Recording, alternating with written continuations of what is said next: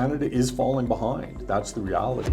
And if we want, and I think we have to, remain competitive, we need to start taking action now.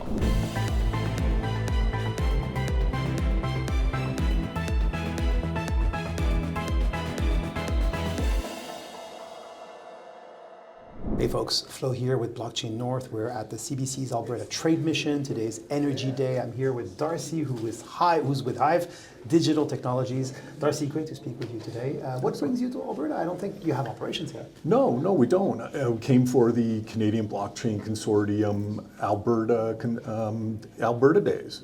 And we don't have anything in Alberta, but it's a support for Canada. You know, there's a lot of good stuff going on in Alberta. And I think it can be the lightning rod for the rest of the country. If we can figure out a framework that works in Alberta, we might be able to put it across the whole country, because there's a lot of struggling with government and regulation. And if we can find something that works, that would be great. And also, we're always looking for new opportunities. So it's a great time to come see people that I haven't seen in a long time, share ideas, and talk about the energy sector. Yeah, like you said, there are many opportunities, and it's important for you to, keep informed of what's happening. Absolutely. You guys are in Quebec, I believe. We are Quebec. Where I live. In New Brunswick. Keep going. Where else? Sweden. Yeah. And down in Paraguay. Okay. So we operate Bitcoin mining facilities and also high performance data centers. So they work together very closely, and AI has been a big buzzword in the last little while, and people have done this transformation. But for Hive, it's been part of our DNA since day one, because we started out as an Ethereum miner, which is GPU mining. Mm-hmm. So we did that transition, moved into high performance computing when Ethereum moved to proof of stake. But we also looked at the Bitcoin side, and we've been in very cold climates, 100% hydroelectricity or geothermal. Yes. So that's been part of our DNA since day one. Yeah. So it's been an incredible journey. Been with the company since 2018 as the longest serving CFO of publicly traded cryptocurrency blockchain companies. Well, that's an achievement in and of itself. It is. I've heard your executive chairman, very famous, of course, Frank Holmes, speak about that angle of sustainability. So I'd want to speak about that in a second. But first, could you tell us when a miner or a compute company like yours looks at various opportunities around the world, what are some of the top criteria that would make you decide to come, for example, here to Alberta, or choose Sweden instead, or Paraguay, for example? Yeah, I think the biggest thing is clarity. So if we can come into a jurisdiction that has energy clarity, so that you've got stable clarity of energy, clarity on regulations, those are big things going in, because we're going to be spending a lot of infrastructure no matter which country we go into. So we want to make sure that it's stable and you're not going in with a lot of risks. You're going in with your eyes open. And what we try to do also, especially what we did down in Paraguay, is talk to the government and talk to the president that is in power, but also talk to the opposition, because we don't want this to be a political thing. We want to make sure that it is something that the country wants. We don't want to be going in and being someone that is seen as disruptive in a bad way. Yeah, we want to be issue part of of the social community. license is the term we often use in oil and gas or in mining, for example. Absolutely. Mining as in physical mining. As in physical mining, absolutely. And in a prior life, we did have operations. I worked for an operation that had physical mining down in Argentina and Chile. So that social responsibility is huge. You have to be part of the community, and you get that buy-in because you're going to have employees, that you're going to be hiring that are part of it. And if you're not part of that community, I don't believe that you're going to be successful in the long term, and I don't think it's the right thing to do. Yeah. We mentioned sustainability, and you told me before we started recording that you're not technical, but I'm sure you're more technical than perhaps some of the people, at least, that are going to be watching this interview. Could you explain in a few words the synergy between AI and, for example, Bitcoin mining? Because for some people that might not be clear. And maybe as you explain that, you could also talk about your choice as a company to focus on sustainable mining, sustainable compute, and how that works. Because I think the preconception people have is it's bad for the environment. It uses too much energy. There's definitely that problem out there in terms of the energy side, and it's bad for the environment. But the amount of energy that we use isn't any bigger than the Christmas lights that people use in the United States. That's the analogy that people have always Yeah. thrown out. But for the Bitcoin mining, you don't need 100% uptime. So one of the things that we can do is actually help balance the load for the energy provider.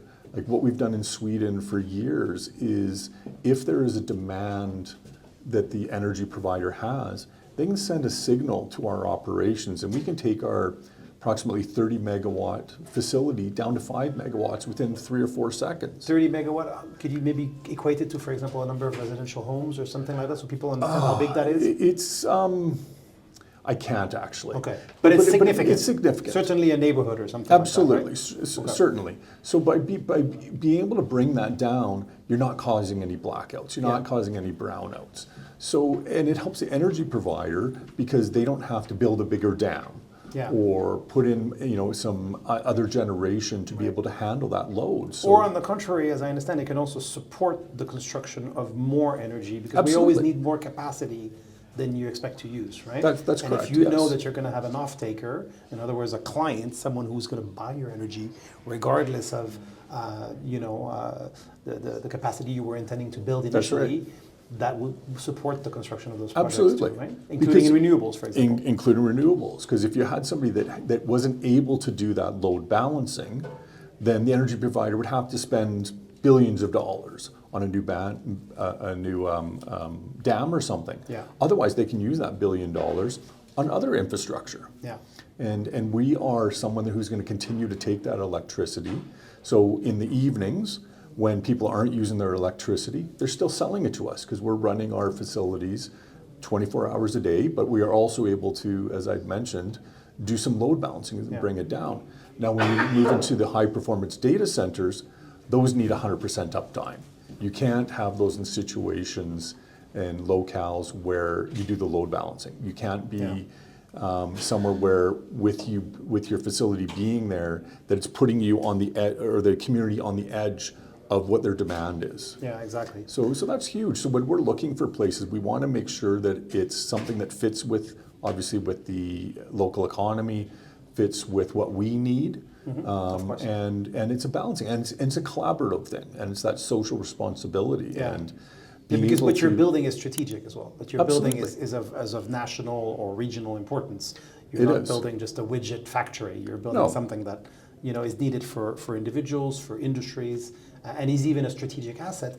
Which brings me to a point. There's this article that came out a few days ago by Ben Bergen, who's the executive director of the Canadian Innovators, where he noted that the Carney government over the last months has been talking a lot about build in Canada, which I think as Canadians we can all support. We want Canada to grow, be more independent, et cetera, and grow its economy, of course. But he noted that there's little to no mention of digital infrastructure, that we're only talking about pipelines, now we're here in Alberta, very important, ports, roads, infrastructure, et cetera. Could you speak a little bit to the importance of digital infrastructure to our current and our future economy and perhaps even issues like sovereignty? Yeah, it's very, very important because you can build the infrastructure for buildings. You can build, the pipelines, the ports and stuff like that. But the digital economy is becoming bigger and bigger over time. And we see ChatGPT, we see all these large language models and the sovereignty that people are wanting to have with data centers. So if you don't have that digital infrastructure, the fiber optics, the electricity generation in those facilities, then the build of the infrastructure isn't going to really help you. So, for ourselves, we've got a Bitcoin mining facility in New Brunswick. We'd like to do some high performance computing there, but we're unable to, because there isn't that digital infrastructure. There isn't that other line of fiber optics coming into the facility right now. And from a company point of view, whether it's the majors, Bell, Rogers, TELUS, they're not going to pay to bring that in just for a data center, because it's cost prohibitive for them to bring it in. There has to be other reasons for them to do it. So if they're going to build, whether it's fiber optics or a pipeline, they have to bring it into a center where there's other people that can use it, sort of like a tree. You bring it in, and there's a lot of people that can use it. So those kind of things are challenging because you need that kind of infrastructure, you need that kind of redundancy for these data centers. And it can be a sovereign issue if we don't have it, because the need for data centers is exploding at an exponential rate. You have all of the NVIDIA stuff going in. You have all of the high performance, hyperscalers. Yeah. And even just the use of consumers is exploding. Absolutely. We all have performance computers almost in our hands, Absolutely. watching video at high resolution, it's sending everywhere. images and files and all the time. Everywhere. And when if you look at like smart cities that they've talked about for years, they need data centers to run those things. And people want their data in around where those things happen. Yeah. So sovereignty is very important for provinces, for local communities, and for the country. Yeah. And if they don't have this, we're going to lose our digital sovereignty. And it'll be built somewhere else. It'll be built somewhere else. It's also mobile. Yes, absolutely. And if, as a Canadian, I want our data centers here in Canada. I don't want them in the United States or in Europe or in Sweden. I want them within Canada. Yeah. So we need to look beyond, just building the factory, building the pipelines. Yeah. You need to have that digital infrastructure, because the digital infrastructure is so critical. Well, it's the lifeline. Yeah. It's the bloodline. Yeah. If we were to turn off in the context of the Trump tariffs and the annexation threats, etc., which hopefully have passed by now. But if you're watching crossed. This, Donald, please leave us alone. Yes, we like you. Just don't invade us. That's right. More seriously, though, even though that's a serious issue, there have been. I think people's eyes have been opened in Canada to the fact that we are very dependent on the U.S. beyond just them being militarily, economically stronger than us, but also because they could literally switch, a lot of the servers where critical data in Canada is being held off. And just imagine for a second, right, being without the internet in Canada, or being without access to our files. That's right. Yeah. Because it's a scary thought. You've got so much of this stuff that's held on the cloud. Yeah. And a lot of people don't go that next step of where's that cloud located? It's not up in the air. It's down at a data center somewhere. Yeah. And people just think that it's next door or something. Yeah. But it can be somewhere else, in the United States. It could be somewhere around, on the other side of the world. Yeah. And where is your data actually stored? And I would much rather, as I'd mentioned, have it stored in Canada, because I understand the Canadian laws. If you have it, for example, in the United States, they own the data. Yeah, and the same point would apply to, for example, digital assets. Absolutely. If the custody of your digital assets, right? Where is it happening? That's a real debate that I think is brewing in Canada right now. Right? It is, and you want to make sure that you've got that access to those digital assets and sovereignty. That's the big word that's coming up in the AI and high performance computing space, and that's something that we, as Hive, are working on. It's another thing that we're building up. As I said, it's not a transformation for us. It's been part of our DNA, but we want to build that Canadian sovereignty. So we've been looking at expanding our operations. We made an announcement a couple weeks ago that we're looking at a facility in Toronto. Good. We're still doing our due diligence. But if that comes along, it's going to help support the Canadian sovereignty. Hopefully not in downtown Toronto, because that's going to be very expensive. Yeah, absolutely. Well, everything has to be cost. It's out near the airport, so it's a little bit better. Not down in the middle of downtown. Now I want to switch things up a little bit and do a couple of sort of social media oriented questions, where I'm going to ask you to keep it very short. And for instance, now that if you spend a few days in Alberta, and I assume you've been here before, but we're here now. Yes. What are 3 things that you would say stand out in terms of Alberta's competitiveness in the digital asset space? If you can tell us this in like 30 seconds. Sure. I think Alberta has these stranded assets. They've got energy that is being unused. They've got a clear direction on how they want to do with regulation. And the government seems to be very open to working with the industry. 1, 2, 3. Perfect. Let's keep with that format. Well, it's a 2-pronged question, but can Canada reclaim its leadership or its competitiveness in the digital asset space? Let's start with that in a minute, and then I'll ask you for those three things. I think Canada can, but it needs to do it quickly. The world is moving at an incredible pace right now, and Canada is falling behind. That's the reality. And if we want, and I think we have to, remain competitive, we need to start taking action now to be able to reclaim that. Perfect setup. So now let's just pretend that Mark Carney is looking at this video right now. That would be a great achievement. If he was the only one to watch the video, that would be just fantastic. What would you say to him in, let's say, sort of a 30 seconds elevator pitch? I think I would say to Mr. Carney is, this is the future.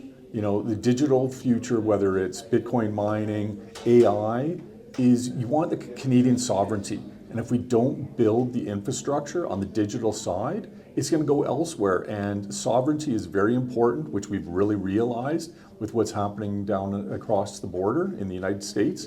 And it's paramount for us to do it now and do it as fast as we can.